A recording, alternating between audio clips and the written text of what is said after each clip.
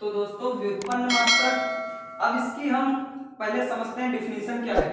वे मात्रक जो मूल मात्रकों से प्राप्त किए जा सकते हैं, मतलब किसी दूसरे से प्राप्त किए जा सकते हैं, समझते हैं। जैसे हम एग्जांपल लेते हैं बल का। बल बराबर होता है, अगर इसका हम निकालना चाहें तो F बराबर होता है mg, F is equal to mg। तो m का मात्रक क्या हुआ, किलोग्राम, और इसका मीटर प्रति सेकेंड।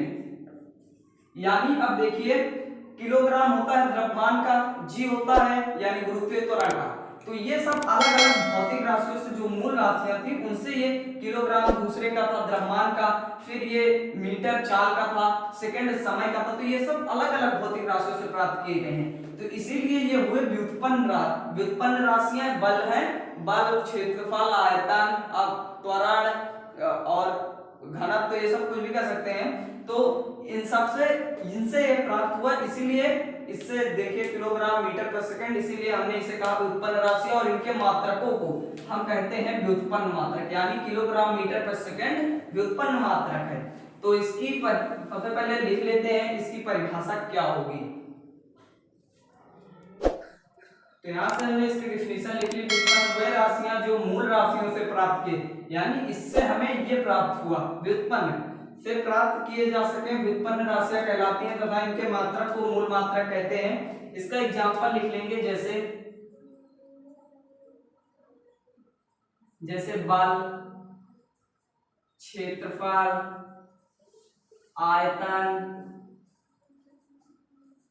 घनत्व आदि आदि, आप जो भी कह सकते हैं, बलागुण कुछ भी कह सकते हैं। तो इस प्रकार यहाँ पे हमने व्युत्पन्न राशियों तक इसका अध्ययन किया। अब जानते हैं कि ये राशियां कितने प्रकार की होती है, पद्धति क्या होती है। सबसे पहले यहाँ पे आपको पद्धति पढ़ना होगा दोस्तों। अब हम पढ़ेंगे मात्रकों की पद्धतियां। मात्रकों की पद्धतियां मुख्यतः एक इंटरनेशनल पद्धति चलती है जिसे हम कहते हैं एसआई पद्धति। आप जितनी फिजिक्स पढ़ेंगे लगभग जितने भी आपको मात्रक मिलेंगे वो सब एसआई पद्धति में आपको मिलेंगे। जैसे आपने देखा होगा एसआई पद्धति में आप किसी का मात्रक ले लीजिए, बल का ही ले लीजिए, तो बल का मात्रक होता है न्यूटन होता है बल का मात्रक क्या, किलोग्राम मीटर प्रति सेकेंड।